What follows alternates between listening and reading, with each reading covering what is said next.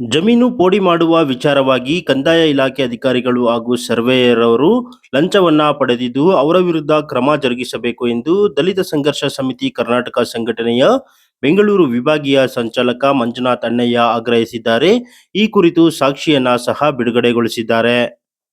ಹೊಸಕೋಟೆ ತಾಲೂಕಿನ ಜಡಿಗೇನಹಳ್ಳಿ ಹೋಬಳಿಯ ಕಾಜಿಹೊಸಳ್ಳಿ ಗ್ರಾಮದ ಹಿರಿಯ ಹೋರಾಟಗಾರ ಅಣ್ಣಯ್ಯ ಅವರಿಗೆ ಸೇರಿದ ಸರ್ವೆ ನಂಬರ್ 6ರಲ್ಲಿ 1 ಎಕರೆ ಜಮೀನಿದ್ದು ಪೋಡಿ ಮಾಡಲು 2022ರ ಡಿಸೆಂಬರ್ನಲ್ಲಿ ಅರ್ಜಿ ಹಾಕಿರುತ್ತಾರೆ.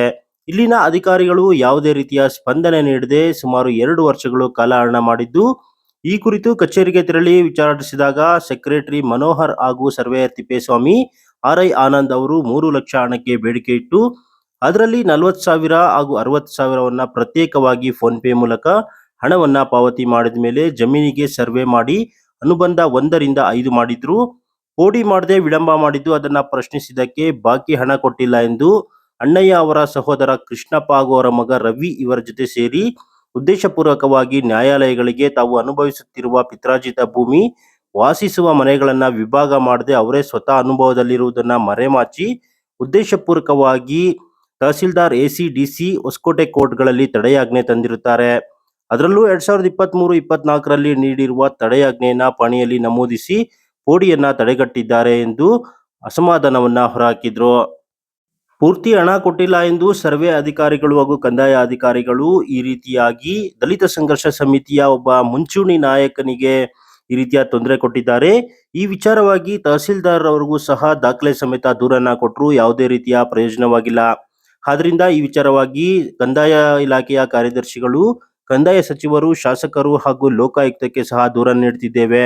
ಕೂಡಲೇ ಕಾರ್ಯದರ್ಶಿ ಮನೋಹರ್, ಸರ್ವೇಯರ್ ತಿಪ್ಪೇಸ್ವಾಮಿ, RI ಆನಂದ್ ಅವರನ್ನ ಅಮಾನತಿನ ಬದಲಾಗಿ ಸೇವೆಯಿಂದಲೇ ವಜಾ ಮಾಡಬೇಕು, ಇಲ್ದಿದ್ರೆ ತಾಲೂಕು ಕಚೇರಿ ಎದುರುಗಡೆ ಧರಣಿ ಮಾಡ್ತೇವೆ ಅಂತ ಎಚ್ಚರಿಕೆಯನ್ನ ನೀಡಿದ್ರು. ನಮ್ಮ ತಂದೆ ಅಣ್ಣಯ್ಯವರಾದಂಥ ಹಿರಿಯರು, ಅವ್ರಿಗೆ 77 ವರ್ಷ ಆಗಿದೆ. ದಸಂಸ ಕರ್ನಾಟಕದಲ್ಲಿ ಮುಂಚೂಣಿ ನಾಯಕರಲ್ಲಿ ಒಬ್ಬರಾಗಿರ್ತಕ್ಕಂಥವ್ರು. ಅವರಿಗೆ ಕಾಜಿಹೊಸಳ್ಳಿ ಅವರ ಸ್ವಗ್ರಾಮದಲ್ಲಿ ದಿವಂಗತ ಮುನಿಯಪ್ಪ ಮತ್ತು ಲಕ್ಷ್ಮಮ್ಮ ಅವರಿಗೆ ಹಿರಿಯ ಪುತ್ರನಾಗಿ ಜನಿಸಿದ್ದಾರೆ. ಅವರು ಒಟ್ಟು 4 ಜನ ತಮ್ಮಂದಿರು, 2 ಸಹೋದರರಿದ್ದಾರೆ. ಅವರಿಗೆ ಒಟ್ಟು 6 ಎಕರೆ ಜಮೀನು ಪಿತ್ರಾರ್ಜಿತ ಆಸ್ತಿಯಲ್ಲಿ ಅವರು 5 ಎಕರೆ ಜಮೀನನ್ನು ಇದ್ದಾರೆ. ಗ್ರಾಂಟ್ ಲ್ಯಾಂಡ್ ನಮ್ಮ ತಂದೆಯವರ ಭಾಗಕ್ಕೆ ಬಂದಿದೆ. ಪಿತ್ರಾರ್ಜಿತ ಆಸ್ತಿಗಳಲ್ಲಿ ಉಳಿದ ತಮ್ಮಂದಿರು ಹೊಸ ಉಳುಮೆ ಮಾಡ್ತಾ ಇದ್ದಾರೆ. ಈ ವಿಷಯವಾಗಿ ಪಿತ್ರಾರ್ಜಿತ ಆಸ್ತಿಯನ್ನು ಮರೆಮಾಚಿ 2 ಸಹೋದರರು ಈ ಗ್ರಾಂಟ್ ಆಗಿರ್ತಕ್ಕಂಥ ಲ್ಯಾಂಡ್ ಅಲ್ಲಿ ಭಾಗ ಬರ್ಬೇಕು ಅಂತೇಳಿ ತಹಶೀಲ್ದಾರ್ ಆದೇಶದ ಪ್ರಶ್ನಿಸಿ AC ಮತ್ತು DC ನ್ಯಾಯಾಲಯಕ್ಕೆ ಮೊರೆ ಹೋದ್ರು. ಆಗ AC ಮತ್ತು DC ನ್ಯಾಯಾಲಯದಲ್ಲಿ ಭೌತಿಕತೆ ಆಗ್ಬೇಕಾಗಿದ್ದು, ತಂದೆ ಅವರು ಮರಣವಂತ ಯಾರು ಹಿರಿಯ ಮಗ ಇರ್ತಾರೋ ಕಾನೂನಾತ್ಮಕವಾಗಿ ಅವ್ರಿಗೆ ಆಗ್ಬೇಕು ಅಂತೇಳಿ ಭೌತಿಕತೆ ಆಗಿರ್ತೈತೆ. ಆದ್ರಿಂದ AC ಮತ್ತು ನ್ಯಾಯಾಲಯದ ಕೇಸ್ನ ವಜಾಗೊಳಿಸಲಾಗಿದೆ. ಆಗ ನಮ್ಮ ತಂದೆ ಹೆಸರಿಗೆ ಭೌತಿಕತೆ ಆಯ್ತು.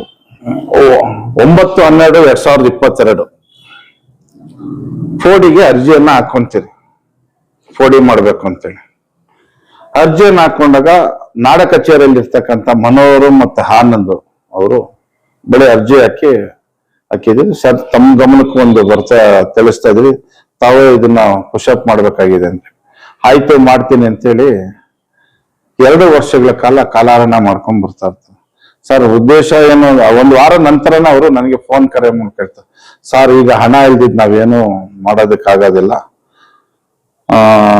ಈಗ ಸರ್ವೇಯರ್ಗೆ, ತಹಶೀಲ್ದಾರ್ಗೆ ಎಲ್ರಿಗೂ ಹಣ ನೀಡಬೇಕಾಗಿರೋದ್ರಿಂದ, ಆಗಿನ ತಹಶೀಲ್ದಾರ್, ಈಗಿನ ತಹಶೀಲ್ದಾರ್ ಅಲ್ಲ, ಆಗಿರ್ತಕ್ಕಂಥ ತಹಶೀಲ್ದಾರು ಅಂತೇಳಿ ಇದನ್ನ ಮಾಡ್ತಾರೆ. ಅವಾಗ ಅಲ್ಲ ಸರ್, ಒಬ್ಬ ಹಿರಿಯರಾಗಿರ್ತಕ್ಕಂಥ ದಲಿತ ಚಳುವಳಿ ಮುಂಚೂಣಿ ನ್ಯಾಯಬದ್ಧವಾಗಿರ್ತಕ್ಕಂಥ ಯಾವುದೇ ನಾವು ಲ್ಯಾಂಡ್ ರಿಯಲ್ ಎಸ್ಟೇಟು ಅಲ್ಲ, ಏನೂ ಅಲ್ಲ, ಕೊಂಡ್ಕೊಂಡಿರೋದನ್ನ ಅವ್ರ ತಂದೆ ಗ್ರಾಂಟ್ ಆಗಿರ್ತಕ್ಕಂಥ ಜಮೀನು ಇದು ಮಾಡೋದಕ್ಕೆ 3 ಲಕ್ಷ ರೂಪಾಯಿ ಬೇಡಿಕೆ ಇಟ್ಟರೆ ಹೆಂಗೆ ಸರ್? ಈಗಿನ ವ್ಯವಸ್ಥೆ ಎಲ್ಲ ಗೊತ್ತಿದೆಯಲ್ಲ ಸರ್, ನಾನೇ ಸುಮಾರು ಲಕ್ಷಾಂತರ ರೂಪಾಯಿ ಕೊಟ್ಟು ಇಲ್ಲಿ ವ್ಯವಸಾಯ ಜಾಗಕ್ಕೆ ಬಂದಿದ್ದೀನಿ ಅಂತ ಹೇಳಿ ಹೇಳ್ತಾರೆ. ಆವಾಗ 40,000 ರೂಪಾಯಿ ನನ್ನ ಹತ್ರ ನಗದನ್ನ ಪಡ್ಕೊಂತೀನಿ, ಪುಷಪ್ ಮಾಡ್ತೀನಿ. ಅದಾದ ನಂತರ 19/2/2023 ಯಾವಾಗ ಯಾವುದೇ ದಾವೆ ಇರಲ್ಲ, ತಮ್ಮ ಗಮನಕ್ಕಿರ್ಲಿ ಇದು. ಅವಾಗ ನಮ್ಮ ಕುಟುಂಬದಲ್ಲಿ AC ನ್ಯಾಯಾಲಯದಾಗ್ಲಿ DC ನ್ಯಾಯಾಲಯದಲ್ಲಾಗ್ಲಿ ಅಥವಾ ಸಿವಿಲ್ ನ್ಯಾಯಾಲಯದಲ್ಲಿ ಯಾವುದೂ ನ್ಯಾಯಾಲಯದಲ್ಲಿ ದಾವೆ ಇರೋದಿಲ್ಲ. ಇದನ್ನ ಆಮೇಲೆ ಹಾಕಿದಾಗ ಇದಕ್ಕೆ ಅವರು ಅಕ್ಲಾಜ್ಮೆಂಟ್ ಕೊಟ್ಟಿರ್ತಕ್ಕಂಥ ಇದು ಅರ್ಜಿ ಇದು ನಮ್ಗೆ ಯಾರೋ ಅನ್ನೋರು ಕೊಟ್ಟಿರ್ತಕ್ಕಂಥದ್ದು ಅರ್ಜಿ ಇದು. ಆಮೇಲೆ ಕಳೆದ ಈ 2 ವರ್ಷಗಳ ಕಾಲ ಅದನ್ನ ಮರೆಮಾಚ್ಕೊಂಡಿರ್ತಾರೆ. ಆ 2 ವರ್ಷಗಳ ಕಾಲ ಯಾಕೆ ಸರ್ ತಡವಾಗ್ತಾ ಇದೆ ಅಂತ ಹೇಳಿದ್ರೆ, ಸರ್ ಹಣ ಕೊಟ್ಟರೆ ಆಗೋದು, ನೀವು ಕೊಡಿ, ಅದೆಲ್ಲ ಆಗಿದೆ, ಸರ್ಕಾರ ಆದೇಶ ಆಗಿದೆ, ಉಳಿಕೆ ಹಣ ಇದ್ರೆ ತಾವು ತೆಗಿಸ್ಬಿಡಿ ಸರ್, ಬೇಗ ಮುಗಿಸ್ಬಿಡೋಣ ಅಂತ ಹೇಳಿ ನನಗೆ ದೂರವಾಣಿ ಮೂಲಕ ಹೇಳ್ತಾರೆ. ಅವೆಲ್ಲ ತನಿಖೆ ಹಂತದಲ್ಲಿ ನಾನು ತನಿಖೆ ಅಧಿಕಾರಿಗಳಿಗೆ ತಲುಪಿಸ್ತೀನಿ ನಾನು ಅದನ್ನು. ಅದಾದ ನಂತರ ಅವರು ಏನು ಮಾಡಿದ್ರು, ನಾನು 60,000 ರೂಪಾಯಿ ಫೋನ್ ಪೇ ಮೂಲಕ ಮಾಡಿದೆ. ನಾನು 60,000 ರೂಪಾಯಿ. ಅದಾದ್ಮೇಲೆ ಏನ್ ಮಾಡಿದ್ರು, 1 to 5 ಇದು ತಾಲೂಕು ಆದೇಶ ತಾಲೂಕು ನ್ಯಾಯಾಲಯದಲ್ಲಿ ಅರಾಟಿಯಲ್ಲಿ ನಮ್ಮ ತಂದೆಗಾಗಿರ್ತಕ್ಕಂಥ ಭೌತಿಕತೆ ಆದೇಶ. ಇದು ಭೌತಿಕತೆ ಆದೇಶ. ಇದಾದ ಇದು ಪ್ರಶ್ನಿಸಿ AC ಕೋರ್ಟ್ಗೆ ಹೋಗ್ತಾರೆ, ಕೃಷ್ಣಪ್ಪ ಅವ್ರ ಮಗ. ಅವಾಗ ಇದು ವಜಾ ಆಗಿರ್ತಕ್ಕಂಥದ್ದು. ಇದನ್ನು ಪ್ರಶ್ನಿಸಿ AC ನ್ಯಾಯಾಲಯ ಇದಾಗಿದೆ ಅಂತೇಳಿ DC ನ್ಯಾಯಾಲಯಕ್ಕೆ ಹೋಗ್ತಾರೆ. ಅವಾಗ ಇದು ಅವರು ಕೂಡ ಇದು ಭೌತಿಕತೆ ಯಾರು ಹಿರಿಯ ಮಗನಾಗಿರುತ್ತೆ ಅವ್ರಿಗೆ ಇದು ಆಗ್ಬೇಕಾಗಿದೆ ಅಂತ ಅಲ್ಲಿ ಕೂಡ ಸಿವಿಲ್ ನ್ಯಾಯಾಲಯದಿಂದ ವಜಾ ಆಗಿರ್ತೈತಿ. ಇದು DC ನ್ಯಾಯಾಲಯದ ಆದೇಶ ಪ್ರತಿ. ಆದ್ಮೇಲೆ ನಮ್ಗೆ ಪಾಣಿಯಲ್ಲಿ ಯಾವುದೇ ಸ್ಟೇ ಇರಲ್ಲ. AC ನ್ಯಾಯಾಲಯದಲ್ಲಿ ಆದಾಗ ಆ ಸ್ಟೇನ ವೆಕೇಟ್ ಮಾಡ್ತಾರೆ DC ನ್ಯಾಯಾಲಯ. ಇದಾಗೆ 3 ದಿವಸಕ್ಕೆ 1 ವರ್ಷದ ಹಿಂದಾಗಡೆ ಮಾರಾಟ ಮಾಡ್ಕೊಡುವಂತ OS ನ್ಯಾಯಾಲಯದ ಆದೇಶನ ಕುಂದಿಸ್ತಾರೆ. ಇದಾದ್ಮೇಲೆ ನೋಡಿ 1 to 5 ಅದಾದ್ಮೇಲೆ 1 to ಅದಕ್ಕೆ ಆಗೋದಕ್ಕೆ ಮೊದಲೇ 1 to 5 ಆಗಿದೆ ನಮ್ಮ ತಂದೆ ಹೆಸರಿಗೆ. ನೋಡಿ, ಅಣ್ಣಯ್ಯ ಬಿನ್ ದಿವಂಗತ ಮುನಿಯಪ್ಪ, ಇವು ಮುನಿಯಪ್ಪ ಬಿನ್ ದೊಣ್ಣಪ್ಪ ಅವ್ರ ಹೆಸರಿಗೆ ಆಗಿರ್ತದೆ, ನಮ್ಮ ತಾತನ ಹೆಸರಿಗೆ. ಅವರಿಂದ ಅಣ್ಣಯ್ಯಪ್ಪ ಅವ್ರ ಹೆಸರಿಗೆ ಇದೆ. ಇದು ಮಾಡ್ಬೇಕಾದ್ರೆ ತಡೆಯಾಜ್ಞೆ ಇರ್ಲಿಲ್ವಾ ಮನೋವ್ರಿಗಾಗ್ಲಿ ಸರ್ವೇರ್ಗಾಗ್ಲಿ? ಇದು ಮಾಡ್ಬೇಕಾದ್ರೆ ಇದಾಗಿರ್ಲಿಲ್ವಾ? ಇದಾದ್ಮೇಲೆ ಇದು ಸರ್ವೆ ಸ್ಕೆಚ್ ಅನುಬಂಧ ಹೆಂಗ್ ಮಾಡಿದ್ರು, ಅನುಬಂಧ ಹೆಂಗ್ ಮಾಡಿದ್ರು, ಸರ್ವೆ ಹೆಂಗ್ ಮಾಡಿದ್ರು, ಇದು ಅವಾಗ ತಡೆಯಾಜ್ಞೆ ಇರ್ಲಿಲ್ವಾ? ತಡೆಯಾಜ್ಞೆ ಇದ್ಮೇಲೆ ಅನುಬಂಧ ಹೆಂಗ್ ಮಾಡಿದ್ರು, ಸರ್ವೆ ಹೆಂಗ್ ಮಾಡಿದ್ರು, 1 to 5 ಹೆಂಗ್ ಮಾಡಿದ್ರು? ಇದೆಲ್ಲ ಮಾಡಾದ್ಮೇಲೆ ಕೂಡ ಹಣಕ್ಕೆ ಮತ್ತೆ ಉಳಿದ ಹಣ ಬೇಡಿಕೆ ಇಟ್ಟಿದ್ದಕ್ಕೆ ಇವೆಲ್ಲ ಕೂಡ ದಾಖಲೆಗಳು ಅವ್ರು ಕಳಿಸಿರ್ತಕ್ಕಂಥ ವಾಟ್ಸಾಪ್ ಅಲ್ಲಿ ಬಂದಿರ್ತಕ್ಕಂಥ ದಾಖಲೆಗಳಿದು. ಯಾರೋ ಕಂದಾಯ ಇಲಾಖೆಯಲ್ಲಿ ಅಧಿಕಾರಿಗಳು ಕಳಿಸಿರ್ತಕ್ಕಂಥ ದಾಖಲೆಗಳಿವು. ಸರ್ ನಮ್ದು ಇಷ್ಟು ಪ್ರೋಸೆಸ್ ಆಗ್ತಾ ಇದೆ, 1 to 5 ಆಗಿದೆ, ಸರ್ವೆ ಸ್ಕೆಚ್ ಕೊಟ್ಟವ್ರೆ ನೋಡಿ ಸರ್, ಇದನ್ನ ಕಳಿಸಿದಾರೆ, ಎಲ್ಲ ವಾಟ್ಸಾಪ್ ಮೂಲಕನೇ ಕಳಿಸಿದಾರೆ. ಇದೆಲ್ಲ ಸುಳ್ಳ? ನಮ್ಮ ಪತ್ರಿಕಾ ಮಿತ್ರರಿಗೆ ನಾನು ಪ್ರಶ್ನೆ ಮಾಡ್ತೀವಿ, ಇದೆಲ್ಲ ಸುಳ್ಳ? ಇಷ್ಟು ಇದಾಗಿರ್ಬೇಕಾದ್ರೆ ಇವೆಲ್ಲ ಕೂಡ ಯಾವಾಗ ನೋಡಿ, ಇದೆಲ್ಲ ನಮ್ಮ ಊರ್ದೆಲ್ಲ ಎಂಟೈರ್ ಊರ್ದ ಎಲ್ಲಾರ್ದು, ನಾನು ಒಬ್ಬಂದೇ ಅಲ್ಲ, ಎಂಟೈರ್ ಊರ್ದೇ ಆಗ್ತಾರೆ ಫೋದಿ ಅದೆಲ್ಲ. ಇದನ್ನ ಪ್ರಶ್ನಿಸಿ ನಾನು ಯಾವತ್ತು ಮೊನ್ನೆ 8ನೇ ತಾರೀಕು 16/12 ನಾನು ದೂರನ್ನು ಕೊಟ್ಟೆ. ಇದನ್ನು ದೂರನ್ನು ಕೊಟ್ರು 16/12 ತಹಶೀಲ್ದಾರ್ ಅವರು ಯಾವುದೇ ಇದುವರೆಗೂ ಕ್ರಮ ತಗೊಂಡು ನನಗೆ ಹಿಂಬರುವ ಕೊಟ್ಟಿಲ್ಲ. ನನ್ಗೆ ಫೋನ್ ಕರೆ ಕೂಡ ಬಂದಿಲ್ಲ ತಾಲೂಕು ಕಚೇರಿಯಿಂದ. ಯಾವ ಉದ್ದೇಶ ಇಟ್ಕೊಂಡಿದಾರೋ ಅವ್ರನ್ನ ನನಗ್ ಗೊತ್ತಿಲ್ಲ. ಇದಾದ ಮೇಲೆ ಮೊನ್ನೆ ಆಗಿರ್ತಕ್ಕಂಥ ಎಲ್ಲ ಕೂಡ ಲಾಸ್ಟ್ ಪತ್ರಿಕಾ ವರದಿಗಳಲ್ಲಿ ತಾವು ಕಳಿಸಿದ್ರು ನೋಡಿ. ಇವ್ರು ಹಣ ಕಳಿಸಿರ್ತಕ್ಕಂಥ ಸಾಕ್ಷಿ ಇದು, ಇವೆಲ್ಲ ನೋಡಿ. ಇದಕ್ಕೆ ಫೋನ್ ಪೇ ಇದರಲ್ಲಿ ಮಾನವರು ಕ್ಲೀನ್ ಆಗಿ ಕಾಣಿಸ್ತೈತೆ. ಹಾಯ್ ಅಂತ ಕಳಿಸಿದಾರೆ ನೋಡಿ, ಫೋನ್ ಪೇ ಅಲ್ಲಿ ಹಾಯ್ ಅಂತ ಕಳಿಸಿದಾರೆ. ನಾನು ಲಂಚ ಕೇಳಿಲ್ಲ ಅಂತ ಹೇಳಿದ್ರೆ ಹಾಯ್ ಅಂತ ಯಾಕೆ ಕಳಿಸಿದ್ರು?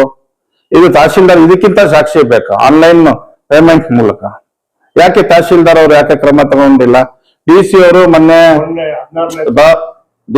ಮೊನ್ನೆ ಕರೆದಿ ಎಲ್ಲ ಹೇಳಾದ್ಮೇಲೆ ಅವರು ಏನ್ ಹೇಳಿದ್ದಾರೆ, ತಹಶೀಲ್ದಾರ್ನ ಇಮಿಡಿಯೇಟ್ ಸ್ಥಳಕ್ಕೆ ಕರೆದ್ಬಿಟ್ಟು ಕೂಡಲೇ ಅವ್ರ ಮೇಲೆ ಕ್ರಮ ಕೈಗೊಳ್ಬೇಕು ಅಂತೇಳಿ ಹೇಳಿದ್ದಾರೆ. ಸೊ ಈ ನಿಟ್ಟಿನಲ್ಲಿ ಅವ್ರ ಮೇಲೆ ಇದುವರೆಗೂ ಯಾವುದೇ ರೀತಿ ಕ್ರಮ ಕೈಗೊಂಡಿಲ್ಲ.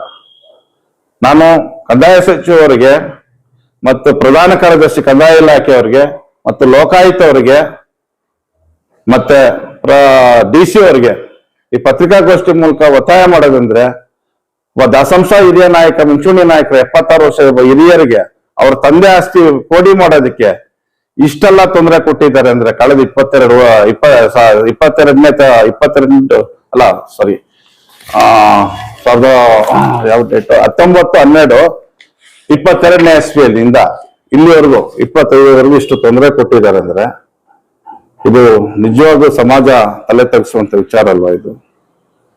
ಸೊ ಅದರಿಂದ ಪತ್ರಿಕಾಗೋಷ್ಠಿ ಮೂಲಕ ನಾನು ಒತ್ತಾಯ ಮಾಡ್ತಾ ಇದ್ದೀನಿ, ಕೂಡಲೇ ತಿಪ್ಪೇಸ್ವಾಮಿನ ಸರ್ವೇಯರು ಮತ್ತೆ ಸೆಕ್ರೆಟರಿ ಮನೋಹರ್ ಮತ್ತೆ ಆನಂದ್ ಅವ್ರನ್ನ ಕೂಡಲೇ ಅಮಾನತ್ ವಜಾಗೊಳಿಸ್ಬೇಕು. ಸೇವೆಯಿಂದ ಅಮಾನತ್ ಮಾಡಿಸೋದಲ್ಲ, ಅಮಾನತ್ ಮಾಡಿ ಮತ್ತೆ ರೀಪೋಸ್ಟಿಂಗ್ ಮಾಡೋದಲ್ಲ, ಅವ್ರನ್ನ ಕೆಲಸದಿಂದ ವಜಾಗೊಳಿಸ್ಬೇಕು. ಅವ್ರ ಮೇಲೆ ಕಾನೂನು ರೀತಿ ಕ್ರಮ ಕೈಗೊಳ್ಬೇಕು. ನನಗೆ 1 ವಾರದ ಒಳಗಡೆನೆ ಗಡುವು ಕೊಡ್ತಾ ಇದ್ದೀನಿ. ನಾನು ಮಾಡಿಲ್ಲ ಅಂದ್ರೆ ಇಡೀ ನಮ್ಮ ಕುಟುಂಬ ಸಮೇತ ಆಮಂತ್ರಣ ವನವಾಸ ಕೊತ್ಕೊಂತ ಇದ್ದೀನಿ ತಾಲೂಕು ಕಚೇರಿ ಮುಂದೆ. ಈ ಪತ್ರಿಕಾಗೋಷ್ಠಿ ಮೂಲಕ ನಾನು ಒತ್ತಾಯ ಮಾಡ್ತಾ ಇದ್ದೀನಿ.